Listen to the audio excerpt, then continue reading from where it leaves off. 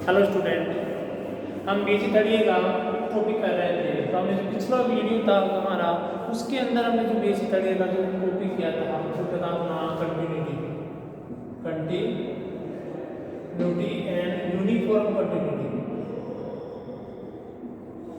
Continuity से क्या हो गया आपके पास में? Uniform continuity.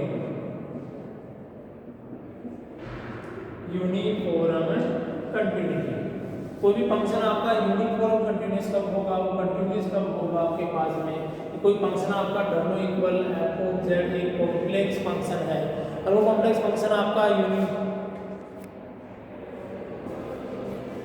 यूनिफॉर्म कंटिन्यूअस होगा अगर किसी बिंदु युग्म z1 z2 के लिए limit z1 z2 f of z1 equal क्या हो जाएगा? f ऑफ z2, यानी कि किसी बिंदु युग्म z1 z2 के लिए क्या होगा आपका? वो कंटिन्यूअस होगा, तो फंक्शन क्या होगा?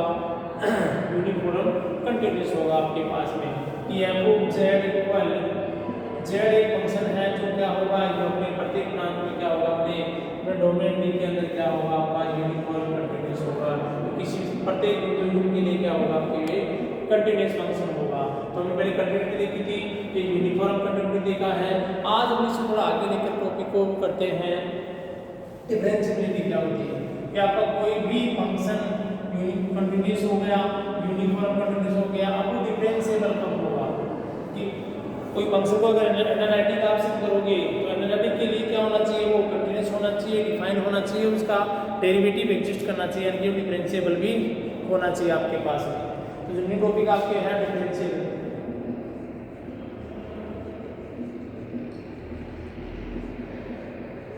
डिफरेंशिएबिलिटी यानी कि अवकलनीयता। डिफरेंशिएबिलिटी अवकलनीयता, कोई फलन आपका अवकलनीय कब कहलाएगा?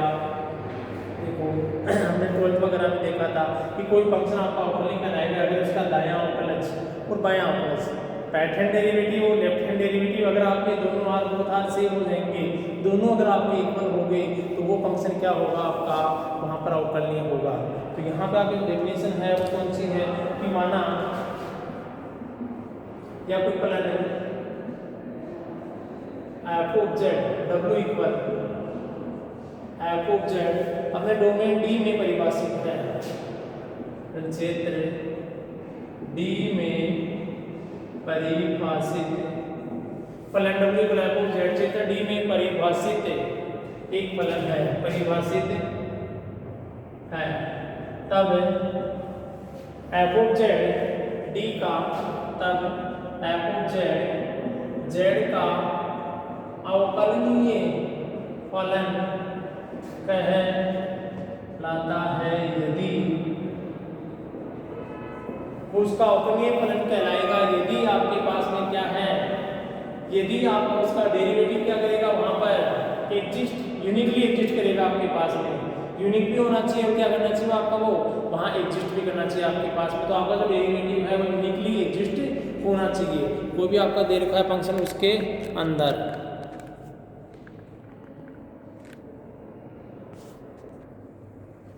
कोई भी आपको फंक्शन डिफरेंशिएबल कहलाएगा यदि आप क्या है कि फलन w equal f of z क्षेत्र D में क्या है? परिभाषित है, तब आपके पास क्या होगा? कि f ऑफ z का अवकलनीय फलन कहलाता है यदि आपके पास क्या दे रखा है कि उसका डेरिवेटिव क्या करना चाहिए?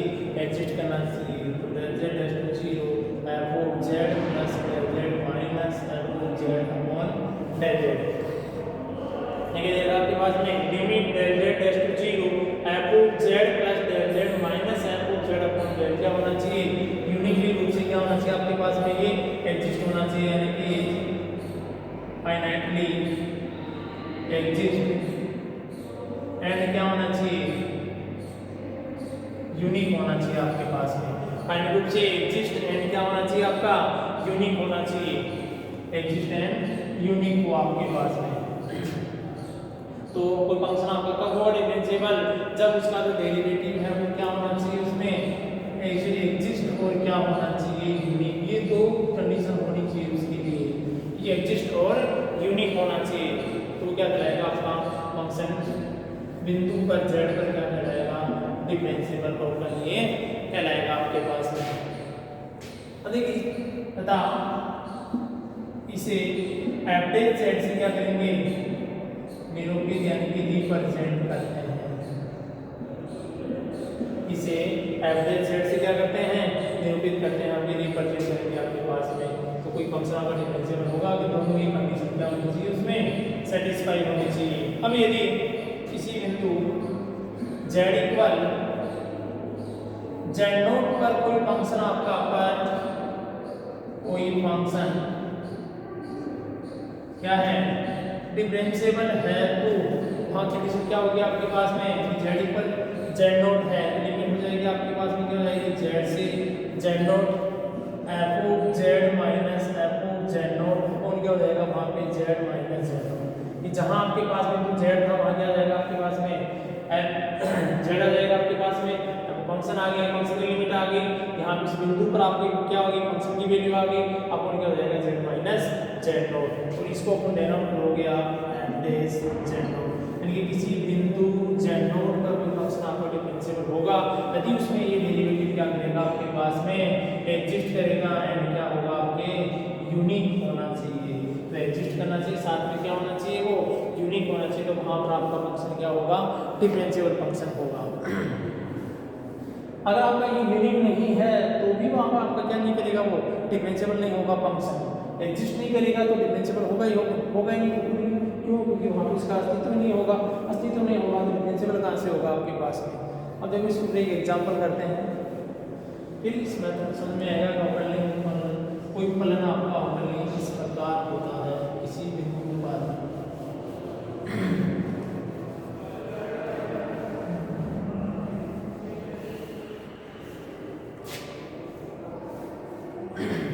क्वेश्चन दे रखा है, प्रूफ दैट, सिद्ध कीजिए कि, एग्जांपल दे रखा है, प्रूफ दैट, सिद्ध कीजिए कि फलन f of z equal mod z का स्क्वायर, क्या दे रखा है, f of z equal mod z का स्क्वायर सर्वत्र संतत, यानी क्या दे रखा है, यानी पेयर आपके पास क्या होना चाहिए, एवरी पेयर कंटीन्यूअस होना चाहिए आपके पास, सतत है, किंतु इसका अवकलन, इसका अवकलज के अवकलज का अस्तित्व केवल मूल बिंदु पर है, केवल मूल बिंदु पर है, यानी z इक्वल 0 पर, इस पर है z इक्वल, क्या दे रखा है कि प्रूफ दैट करना है आपको, प्रूफ दैट की फंक्शन है f of z equal mod z square every pair आ गया है कंटीन्यूअस, व्हाट है इसका जो डेरिवेटिव है यार एग्जिस्ट, क्या अस्तित्व कहाँ है उसका, केवल उसका मूल बिंदु यानी ओरिजिन आपका z इक्वल 0 पर ही उसका क्या है अस्तित्व, यानी कि यूनिकली एग्जिस्ट, मतलब वहाँ पे एग्जिस्ट करेगा वो।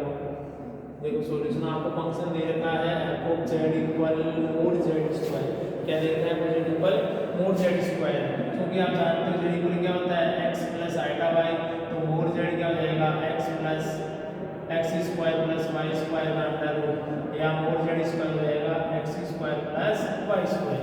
तो यहाँ से जो फंक्शन क्या हो गया आपके पास में, हो गया x square plus y square. अब देखिए आपके पास में x स्क्वायर y स्क्वायर क्या है, x square plus y square is a algebraic function, algebraic function. और एल्जेब्रिक फंक्शन क्या होता है, एवरीवेयर जहां पे अपने क्या है डोमेन पे क्या होते हैं ये कंटीन्यूअस होते हैं। सो x square plus y square is continuous,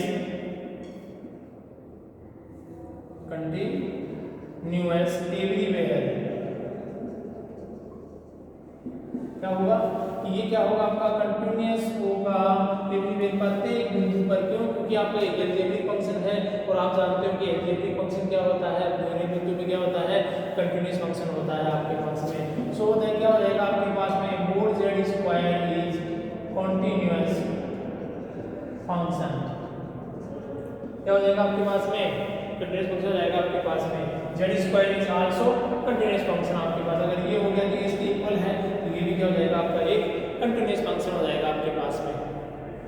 क्या दे रखा आपके पास में कि ये भी क्या दे रखा आपका एक कंटीन्यूअस फंक्शन दे रखा है। मतलब ये फंक्शन क्या हो गया, प्रत्येक बिंदु पर क्या हो गया, कंटीन्यूअस हो गया आपके पास में, ये भी वैल्यू क्या हो गई कंटीन्यूअस। अब इसका क्या करते हैं, इसकी डिफरेंशिएबिलिटी चेक करते हैं कि ये फंक्शन किस बिंदु पर डिफरेंशिएबल है या नहीं। तो इसकी डिफरेंशिएबिलिटी चेक करोगे,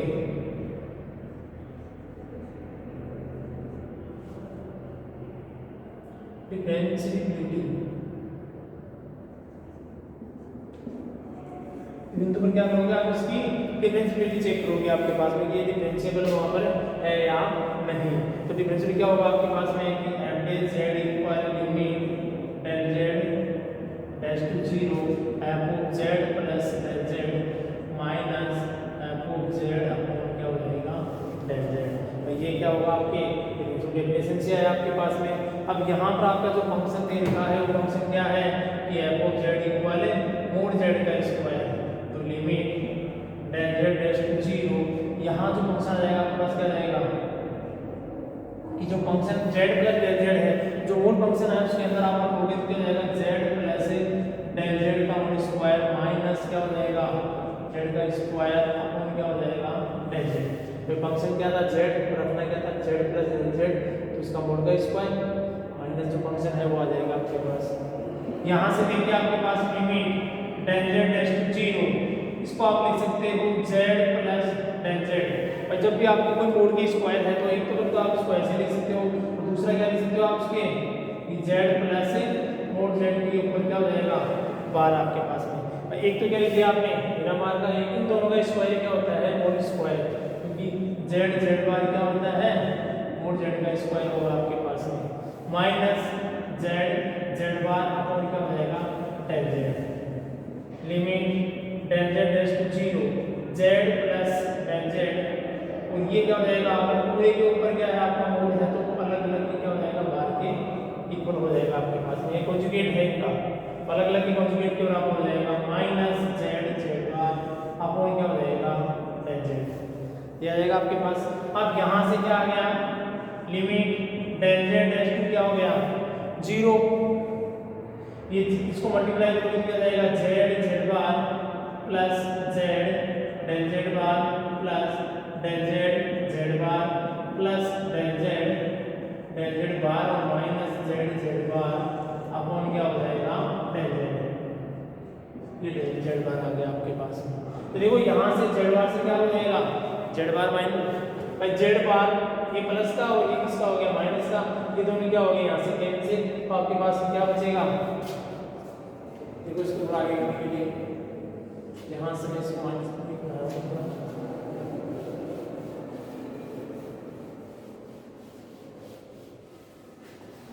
तो आपके पास फंक्शन क्या मिलेगा कि limit ∆z dash to 0 z ∆z bar plus ∆z bar plus ∆z bar upon क्या हो गया ∆z, या लिमिट ∆z डैश टू 0,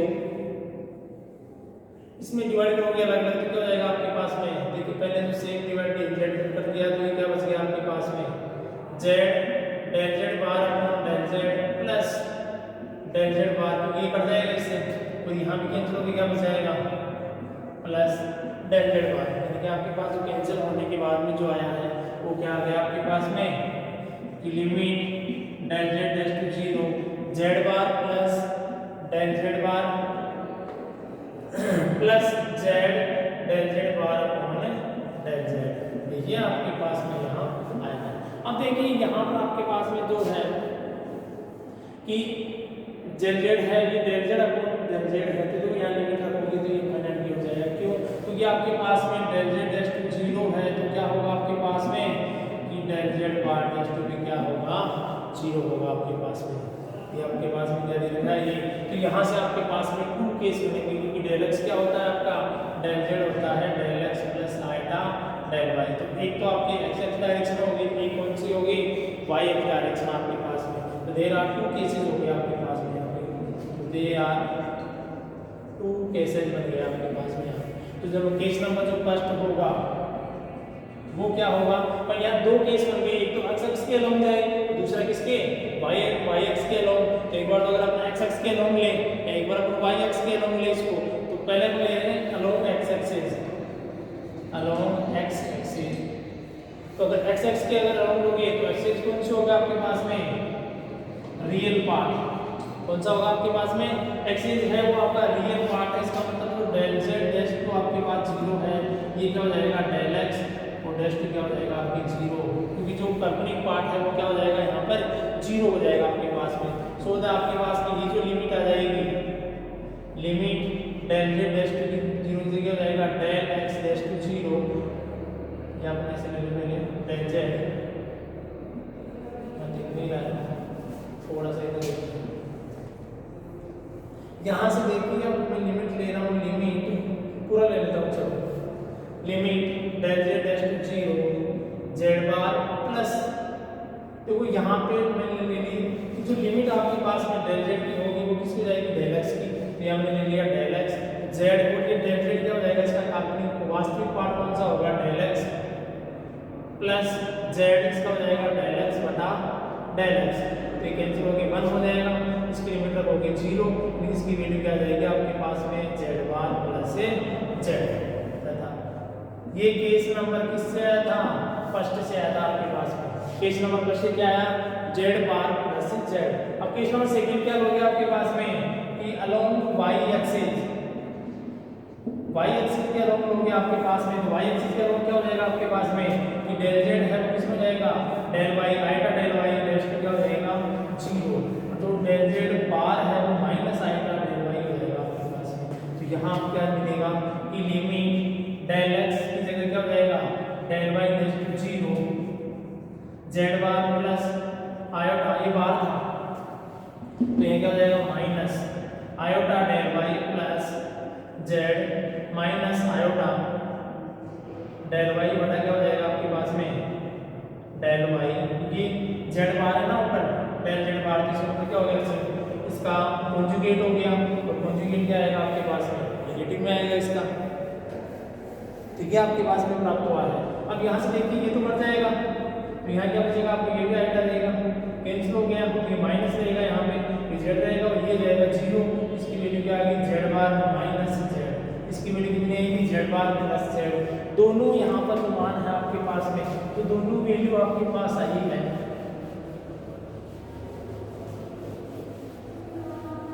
जो हमें दोनों वैल्यू मिली है, एक वैल्यू क्या है आपके पास में जेड बार प्लस जेड, दूसरी वैल्यू है जेड बार माइनस जेड, यानी कि दोनों एक्सिस के सापेक्ष अगर आप ले रहे हो तो आपके पास जो एफ डेज जेड है, एफ डेज जेड की पूरी वैल्यू किसके बराबर चल रही थी आपकी एफ डेज जेड की वैल्यू के बराबर, तो एफ डेज जेड यहाँ पे क्या होगा आपके पास में, क्या लिखोगे आपके पास में केस फर्स्ट एंड सेकंड में क्या है एफ डेज जेड क्या है इक्वल नहीं है, समान नहीं है, अतः फंक्शन, अगर आपका प्रश्न क्या होगा आपके पास में, अतः फंक्शन z नॉट इक्वल 0 पर क्या नहीं होगा आपका अवकलनीय नहीं होगा, क्या नहीं होगा z इक्वल 0 पर आपका डिफरेंशिएबल नहीं होगा, not differentiable eight z not equal 0 पर। लेकिन यदि आपने z बराबर क्या रखा है 0, देखो यहाँ से एफ डेज जेड क्या रहेगा आपके पास में, तो केस फर्स्ट में क्या हो जाएगा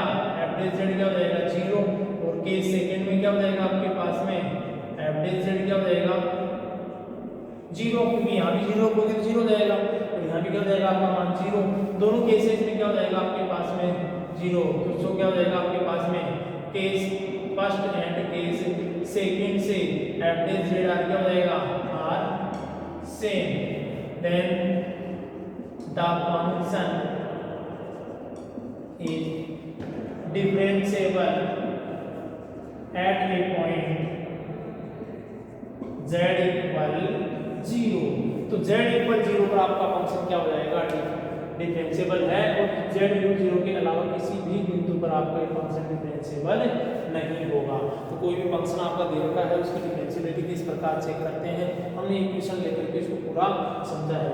कोई भी अगर आपके पास में डेल एक्स और वाई दोनों आ गए इसमें, तो उसको दो पद के अकॉर्डिंग अपन क्या लेंगे, एक तो एक्स पद के अकॉर्डिंग और एक वाई एक्सिस के अकॉर्डिंग आपके पास, क्योंकि लिमिट होगी आपको किसी डायरेक्शन से आए, लिमिट आपकी किसी भी डायरेक्शन से आए होनी क्या चाहिए, उसकी वैल्यू क्या आनी चाहिए सेम आनी चाहिए, लेकिन यहाँ पे क्या होगा दोनों को अलग अलग मान आया है, तो प्री काउंसिल क्या होगा, आपका डिफरेंशिएबल नहीं होगा। Thanks for watching. नेक्स्ट है जो अगले वीडियो में करेंगे, इसका आगे का पार्ट है। यहाँ पर आप देखिए इसके क्वेश्चन बेस्ट जो क्वेश्चन है आप वो कीजिए। Thank you.